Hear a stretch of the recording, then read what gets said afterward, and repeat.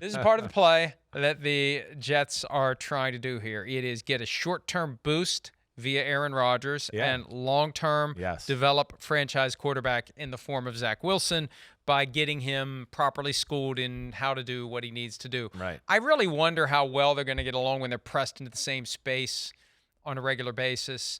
I wonder if somebody makes a snarky comment or something. I don't think so. Can Zach Wilson truly suppress competitive nature, and how's that going to click with Aaron Rodgers? How's Zach Wilson going to conduct himself? Is he going to keep his mouth shut? I mean, he's in a tough spot. Jordan Love was able to do what needed to be done because he had never been the starter there. Right. Zach Wilson's been the starter. Yeah. And then he's been thrown aside, and now he's expected to sit and wait while Aaron Rodgers runs the team for as long as he wants to. Is it going to be 1 year? Is it going to be 2 years? God forbid it's going to be 3 years, because then the Zach Wilson era never starts. But I think that's one of the big keys. How long is this going to last? 1 year or 2 years?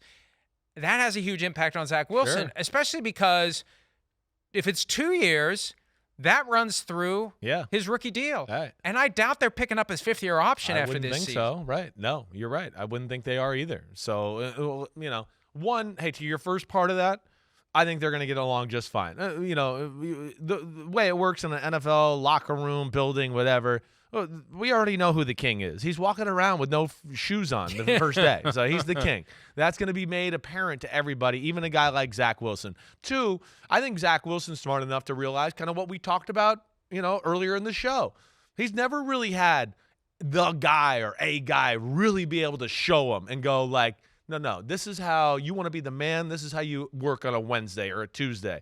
I think it's all going to be positive. This is his idol growing up, right, is Aaron Rodgers. So I think he's going to take a back seat here and just try to digest it all and learn from Aaron Rodgers. But like we said, and it's something I've been saying, Mike, I think this is the reason they were a little bit all in on the Rodgers thing and didn't go other avenues. I think they're trying to kill the two birds with one stone, like you've heard me say, where it's like, we can get Aaron Rodgers, he can win right now, and maybe this can salvage Zach Wilson in the long term for us too. Because like we've talked about, Zach Wilson is the type of guy that, teams don't want to see him go somewhere else. They've seen him do some things on the field and the practice field where they go, that could come back to bite us in the butt at one point if he's on another football team. And I think they'd like to make it work. I'm still surprised he didn't jostle to get out.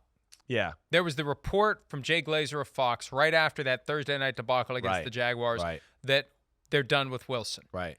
And then it started to push back the other way, and I thought, well, Wilson's going to be a key factor in all of this, and he has never said anything to suggest he's not all in. I'm surprised he still wants to be part of it, the way he's been treated. And look, it's nobody's fault. It happens. Yeah. Stuff happens. Yeah. But I would think that he would want a fresh start. I wouldn't have been shocked. You're right. But this is the closest thing he's going to get with Aaron Rodgers there to show him the ropes. And we'll see how much Aaron Rodgers actually does it. How much is it lead by example? How much of it is, hey, Zach, come do this. Right. Hey, Zach, come do that. Yeah. I think Aaron Rodgers is more inclined to lead by example. I think so, and too. And trust the kid's smart enough to watch. The kid's got to follow. The kid's got to be, you got to be like a puppy dog. You got to be a puppy dog. You can't bother him. You can be like, hey, what are you doing now? What are you doing now? You just stay in the background and follow him everywhere. That's like what I would do with Brad Johnson. Like he would walk around and get lunch, and I'd be like 20 steps behind him. And I'd be like, okay, what's he going to do? And I'd kind of slow play it, and then I'd see him walk in the quarterback's room to start watching film, and I'd go, well, damn, I'm just going to follow him in there and do that, and I'll watch film with him, see what he's doing, right? And that's where you got to be a leech almost and just try to absorb everything you can. There was some reporting over the weekend that the New York Jets and Aaron Rodgers is still working on his contract. You could either defer to those reports from unnamed sources, or you could go straight to the source from last week when Joe Douglas, the GM of the team, told me on the record, on the air, that they are working on the Aaron Rodgers contract. Have a sources listen. Say they're working on it. Have a listen. Here's the source. We knew at the end of the trade that Aaron and Green Bay needed to work some things out. We didn't know the exact ramifications. It was just important to us that the cap number wasn't going to go higher than it was at the time that we agreed to it. And we didn't know that it was actually going to go down to the minimum. So when they redid the deal, we saw the new number, saw that it was low for this year. We're still working on restructuring aspects of the deal as we speak, but we feel like we're in a really good place. And is it accurate that all you owe him currently, without any further contractual adjustment, is the minimum salary for this season? Yeah, so he, as part of the restructure prior to the trade, he went down to the minimum. So basically the $58.3 million option bonus, all of that got kicked into next year. Everything was kicked into 2024. That's part of what Rodgers did for the Packers to reduce the cap charge that they'd be dealing with. Because what would have happened is they would have taken a cap hit for this year for the portion of the option bonus, like $14 million or so, and then they would have gotten credit for it next year. They've avoided that. So now what you have is... Which is another reason why I want to go, why did they agree to the first round conducive pick of all that there? Because Rodgers and everybody, again, they had more power and leverage in this situation. That's right, because Rodgers could have said, you just got to deal with it. Deal with it. That's the one part I don't get. Sorry to throw you off there. So what happened was Rodgers, as Joe Douglas said, is all the way down to the minimum, $1.165 million. That's all he's on the books for right now as an employee of the New York Jets. Yeah, but what's next year? With $107.55 million next year. Yeah, put it on my tab. So what they have to figure out, and it's all guaranteed too. Yeah, right. So what they have to figure out is how much of that goes into this year, yeah, how much of that stays next year, and that's critical because if he's only going to play 1 year, right, you want the 58.3 this year or something close to it this year. Yeah. The less that moves to 2023 and stays in 2024, is more the encouraging. more likely he's back for 24. Right. There's also the possibility, and I don't think I made this clear when I wrote about it. I may have mentioned it, but I know that there's a thought that Aaron Rodgers is just going to say to his agents, cut that number down as a favor to the Jets. Just cut it down. I want less. Give them more money. I don't need it. Give them more money to find other help for me while I'm here. So it's also possible that when the dust settles, this 1.165 plus 107.55, whatever that is, it's about 109.2. The total is going to be less over the next 2 years. Wow, that'll be interesting. And it'll be a certain amount he makes this year and a certain amount next year if he plays next year. But that structure, however they work this out, it's going to be very telling. Because remember, at his introductory press conference, when he was asked about 1 year, 2 year, well, I'm just focused on this year. Then he's off to the side, and he says, I made a commitment. The contract is going to tell us everything. Yeah, the contract is going to make it clear, or it could make it clear, that he's made the commitment for 2 years. Yeah. No, I'm going to be fascinated. I'm fascinated to see what happens here. This is definitely a big aspect of this trade and the future of Rodgers and everything there to go along with it. And, I mean, money, gosh, that's a lot of money. I know. Holy crapola. He's got a ton of money. Right? I can't even guess. Rodgers, I'm sure, has a few $100 million, right? Somewhere in that range.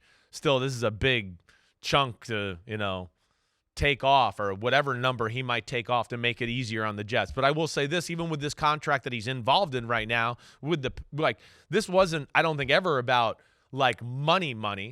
He wanted this last contract for them to have some power and protect himself with Green Bay, so they couldn't just do whatever they wanted with them.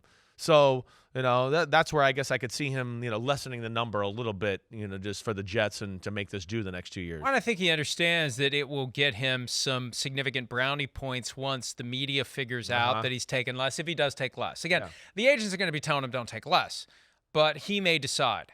At the end of the day, I run the show here, and I'm willing to do the Jets a favor here and lay the foundation for next year too. But they're working on it. We know that now because Joe Douglas said it.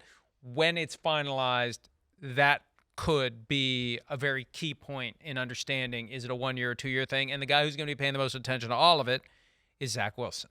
Because if it's a 2 year thing, that changes his life dramatically, and he may end up becoming an unrestricted free agent, and the Jets may have to sign him in competition with others to get him to stick around after 2 years of Aaron Rodgers. Yeah, I think that's a very real possibility, and it might be something we talk about a lot, right? Where it's just maybe it comes to the end of that year 4 and they find a nice little 2 year deal that makes sense, and they sit here and go, wait, we're ready. Rodgers is retiring. We think you've made the gross. Here it is. Who else is going to let you have this opportunity, right? Or we love you, right? Like Daniel Jones and Jordan Love. So why go anywhere else? Why would you want to do anything? Well, we like you. We've kept you here through some tough times.